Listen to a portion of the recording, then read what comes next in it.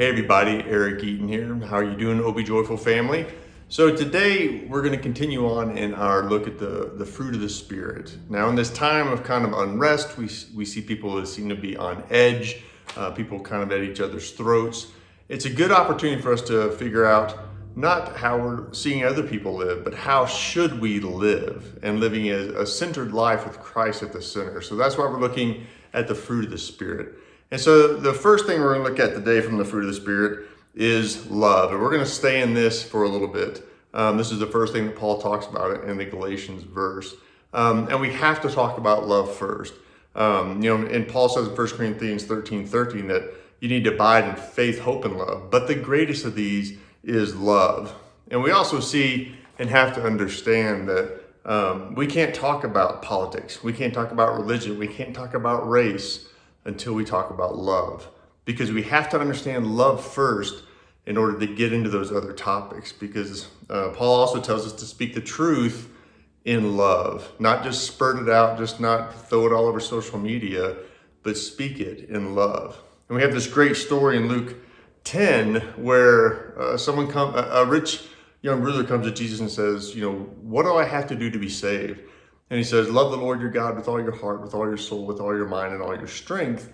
And the secondly is important, is to love your neighbor as yourself.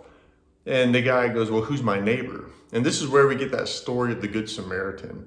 And I think it's a very timely story for us right now, because the Samaritans, they referred to them as dogs, as half-breeds. They were the Jews that intermingled and intermarried when they were on the Babylonian exile. And so they were not looked upon with great pride. And the Good Samaritan is a story of Jews who passed this person who was hurting, a fellow Jew, and did nothing. But the Samaritan, the person who shouldn't even been near him, shouldn't have interacted with him at all, he's the one that helped them. And Jesus says, this is your neighbor. And I think if we're going to talk about love, we're going to talk about these tough subjects, we have to start with love. But that passage again says, love your neighbor as yourself.